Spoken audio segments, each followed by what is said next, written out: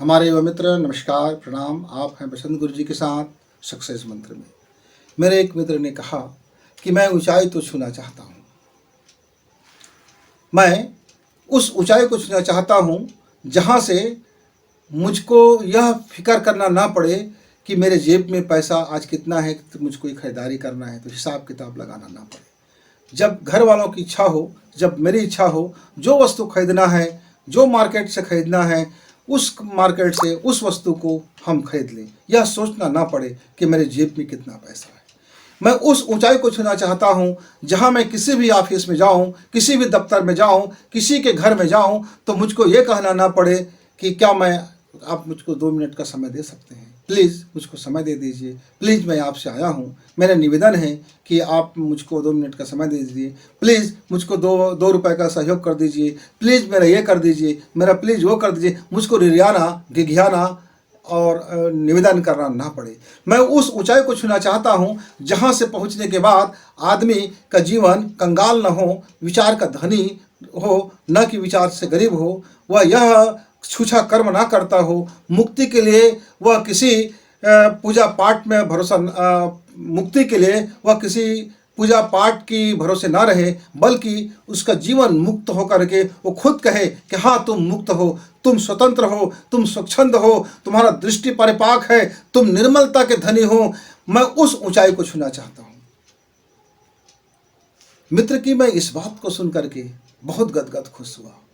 कोई तो आदमी है जो जीवन में अपने परम लक्ष्य को पाना चाहता है, कोई तो व्यक्ति है जो अपने जीवन के परम उद्देश्य को जानना चाहता है, कोई तो व्यक्ति है जो अपने जीवन को वह हाई लेवल तक पहुंचा देना चाहता है जिस ऊंचाई के बाद पूरी संसार दिखता है, पूरा पृथ्वी दिखता है। एक ऐसे टॉप लेवल पर पहुंच जाने के बाद पूरा पृथ्वी उसके नीचे दिखाई देता है। वह कीड़े मकोड़े की तरह जीवन जीना नहीं चाहता, वे गंदगी में जीवन जीना नहीं चाहता, वे चाहता तो है कि अपने जीवन को टॉप लेवल पर पहुंचाओ। तो फिर समस्या क्या है मित्र? मैंने कहा बहुत अच्छी चीज़ है, सही आप सोच रहे हो, बहुत अच्छी कामना है, बहुत अच्छी आकांक्षा है, बहुत अभिप्सा जगी है, बहुत शानदार प्यास जगा है, बहुत शानदार भूख जगी है, बहुत शानदार है। आप जुट जाइए, लग जाइए, पीछे मुड़ के देखने की क्या जरूरत है। तब का एक ही समस्या है, एक ही समस्या है। अच्छा क्या समस्या है? मैं चाहता तो हूं ऊंचाई छूना, पर उस राह में चलो इसकी प्रीति नहीं जग रहा है।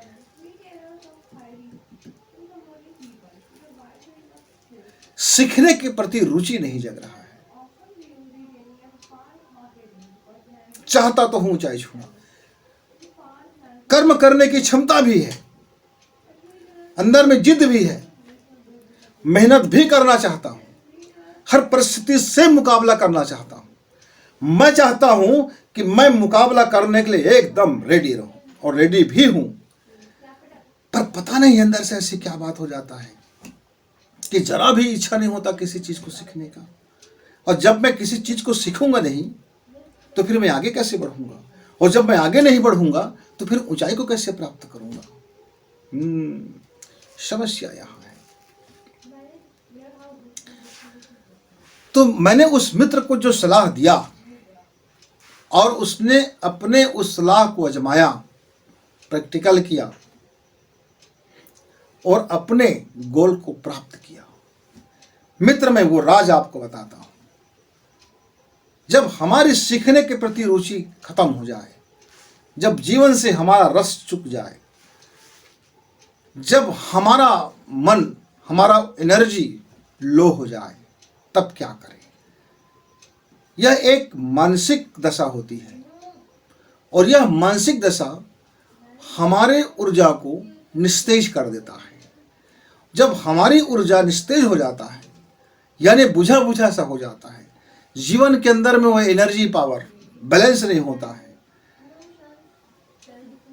तब हम में सारी योग्यता होते हुए भी, हम इतने बलवान होते हुए भी, हम निष्ठावान होते हुए भी, हम आस्थावान होते हुए भी, हम प्रखर होते हुए भी, हम में हौसलों की कोई कमी नहीं होते हुए भी, हम में जोश की कोई कमी नहीं होते हुए भी, हम में सम्यक बोध की कमी नहीं होते हुए भी, हम खुली आंख से देखने के बावजूद भी, ओपन माइंड होने के बावजूद भी, ओपन हार्ट होने के बावजूद भी, यह मानसिकता बहुत बार हमारे जीवन में आ जाता है। तब क्या करें? तब एक ही चीज़ करें मित्रों, उसके लिए आप शांत होकर के बैठिए शांत होकर के, और आप दोनों नासिका से प्राणायाम करें और आंख बंद करके उसको देखना शुरू करें।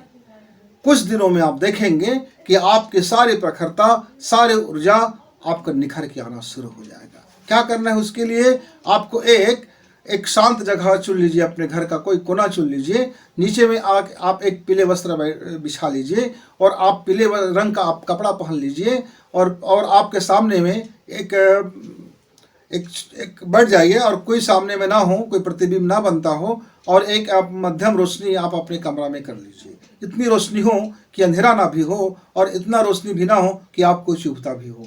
मतलब एक ऐसा कलर जिसमें आप सुकून महसूस करें, और आंख बंद करके दोनों बढ़िया से गोदी लगा के बैठ जाए, पालथी मार के बैठ जाए, सुखासन में बैठ जाए, और रीढ़ का हड्डी सीधा कर लें, और क्या करें, अब 15 मिनट का एक प्राणायाम करें।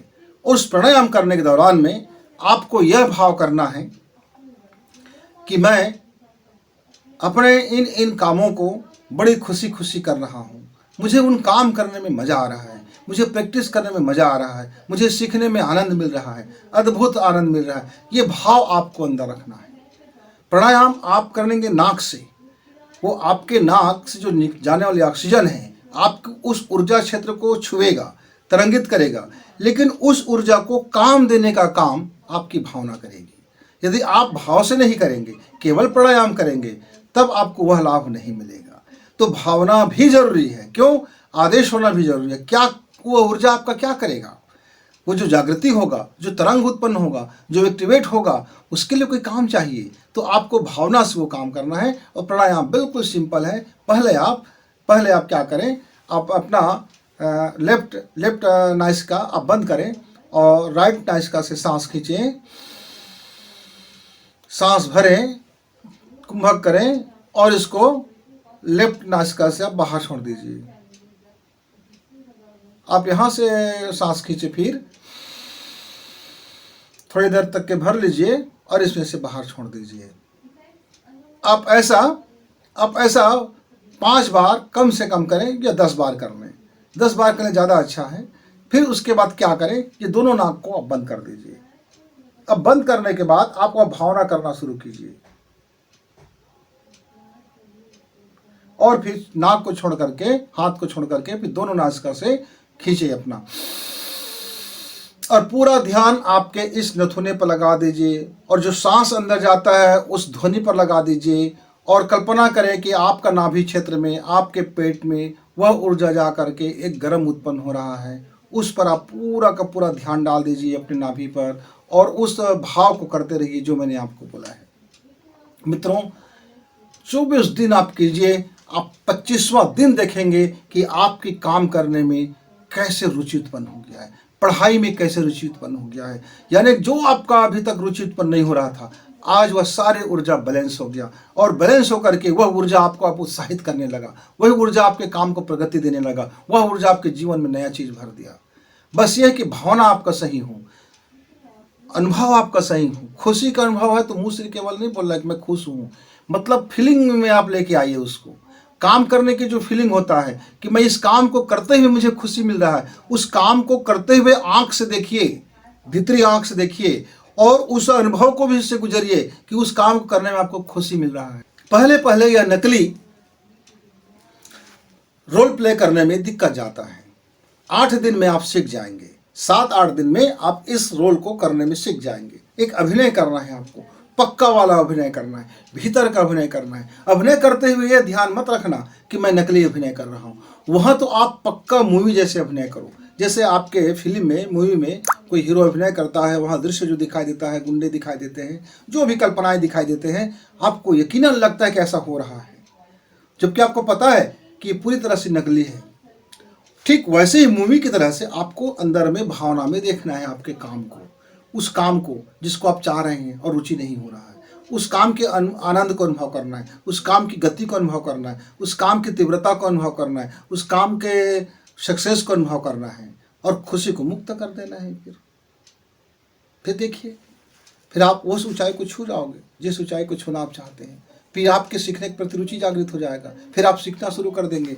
वही फिर आपको सीखने की कला उत्पन्न होगा। वही से कला उत्पन्न होता है सीखने की, क्योंकि अंदर में ही कला होती है, अंदर में प्रखरता होती है, अंदर ओजस्विता होती है, अंदर में ही प्राण होता है। अंदर से ही तो बाहर आता है। वो बीज अंदर में रहता है, वृक्ष बाहर दिखाई देता है, बीज अंदर में है। उस बीज को आपको बाहर लाना है। जैसे वो बीज आपका बाहर आ गया, जैसे वो चीज़ बाहर आता है, फिर वो प्रकट हो जाता है, फलित हो जाता है। मित्रों, तो फिर मिलेंगे, तब तक के लिए नमस्कार।